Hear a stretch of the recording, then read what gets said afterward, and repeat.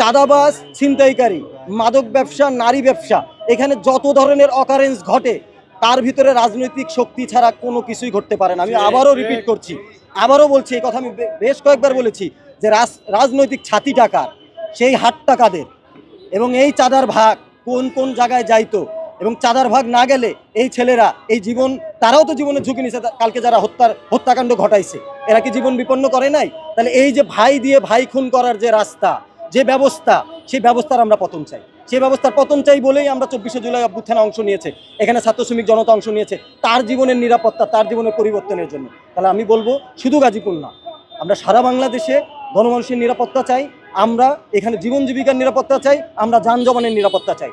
Interim সরকার যদি এ করতে ব্যর্থ হয়, আমরা কিন্তু একটা সরকার বসাইছি, এই জনগণই বসাইছে, সমস্ত রাজনৈতিক দলের সম্মতিতে এই ইউনিট সরকার বসেছে। তাহলে আপনি যখন জনগণের পক্ষ থেকে আপনি যখন আপোষের দিকে যাবেন, জনগণ আপোষ মানবে না, কারণ সে কোনোভাবেই নিজের ঘাড়ে এই বিপদগুলো নেবে না। আপনাদের মতো সরকার বসিয়ে ট্যাক্স দিয়ে, বেতন দিয়ে আমরা জনগণ আসলে এটা মানিয়ে নেবে না। ওয়ালটন এখন দেশের সীমানা পেরিয়ে পৌঁছে গিয়েছে 50টিরও বেশি দেশে। ওয়ালটন, ঘরে ঘরে বিশ্বজুড়ে। এই যে চৌরাস্তা থেকে আমরা কোনো চাঁদা নিতে দিই নাই। হয়েছে কি, একটা ঘটনা ঘটলে চাঁদাবাজির বা একটা বড় একটা একটু নিউজ হইলে তখন কি একটু কদিন বন্ধ থাকে, কিন্তু চাঁদা তোলা বন্ধ থাকে না। আপনি এখানকার একটা হকার, আমরা বলছি, আমরা সেদিন গুলিস্তানে সমাবেশ করছি হকারদের নিয়ে, আমরা বলছি শ্রমিকের এই হকারের সুরক্ষা দিতে হবে, তার স্বীকৃতি দিতে হবে। তাহলে আপনি দেখেন এইখানে এই যে এই কারা, এই হকাররা কারা, এই জীবেক চালকরা কারা, এরা হচ্ছে চাকরিচ্যুত।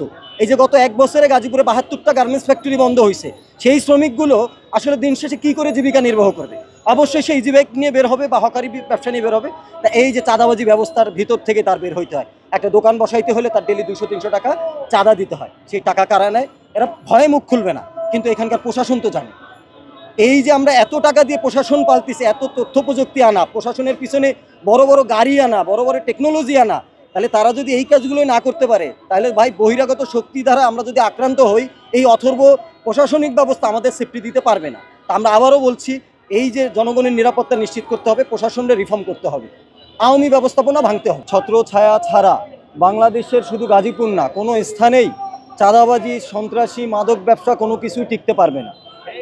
আমরা বলেছি যে এই যে বাংলাদেশে আপনি দেখেছেন যে গণঅভ্যুত্থানের আগে, 24শে জুলাই অভ্যুত্থানের আগে এক দলের কি একচাটিয়া ব্যবসা ছিল। ব্যবসা বলতে এই বাংলাদেশে যে মৌলিক ব্যবস্থা আছে, মৌলিক যে অধিকারগুলো আছে, এগুলো হচ্ছে সব থেকে ব্যবসায়িক জায়গাগুলো। আপনি দেখবেন যে মৌলিক অধিকারের যে আলাপগুলো তোলা হয়েছে, তাহলে সেই অধিকারগুলোর ভিতরে কিন্তু এখানকার জীবন মানের নিরাপত্তা, জীবন জীবিকার নিরাপত্তা, যানজবানের নিরাপত্তা, এগুলো কিন্তু প্রত্যেকটাই আসে।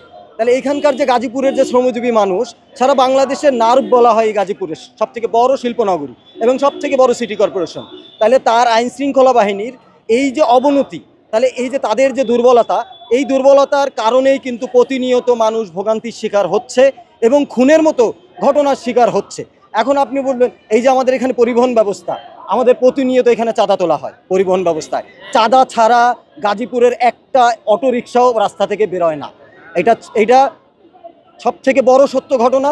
এবং এইখানকার যে ফুটপাত, গার্মেন্টসের চাঁদাবাজি, এইখানকার যে জমি দখল, মামলা বাণিজ্য, প্রত্যেকটার সাথেই কোনো না কোনো রাজনৈতিক শক্তির অংশগ্রহণ আছে, সম্মতি আছে।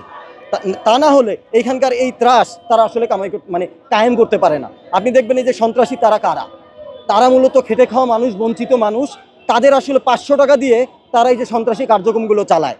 তারা মাদক দিয়ে, একটা ইয়াবা ধরাই দিয়ে এই শ্রমিক যে আসলে অধিকারটা চাইছিল, তারে আসলে সন্ত্রাসীতে বানানো হয়। তাহলে আমার এই রাষ্ট্র ব্যবস্থা, এই যে 15 বছর কেন, আমাদের তো 50 বছর ধরে এখানে রাষ্ট্র ব্যবস্থা ঘুরে ধরে গেছে। তাহলে এই যে রাষ্ট্র ব্যবস্থার যে সংস্কারের আলাপ, এই যে নতুন বন্দোবস্তের আলাপ, এখানে আসলে শ্রমিকের হক কই, নাগরিকের হক কই, জনগণের নিরাপত্তা কই, এবং এই যে শিল্পনগরীর আইন শৃঙ্খলার আইন শৃঙ্খলা বাহিনীর তার সচ্ছলতা কই। আমরা বলবো প্রশাসনের যে এই যে নির্লিপ্ততা, তাদের যে এই যে অথর্বতা, এটা আমাদের নাগরিকের জীবন বিপন্ন করছে। আমরা নিরাপত্তাহীনতায় ভুগছি, এবং আমরা ভুগছি না, আমরা জুলাই অভ্যুত্থানে অংশগ্রহণকারী, আমরা প্রত্যেকে অংশগ্রহণকারী এবং অংশীজন। আমরা মনে করি প্রশাসন যদি ব্যর্থ হয়, আমরা প্রশাসনকে বলবো আপনারা আপনাদের জায়গা ছেড়ে পদত্যাগ করুন এবং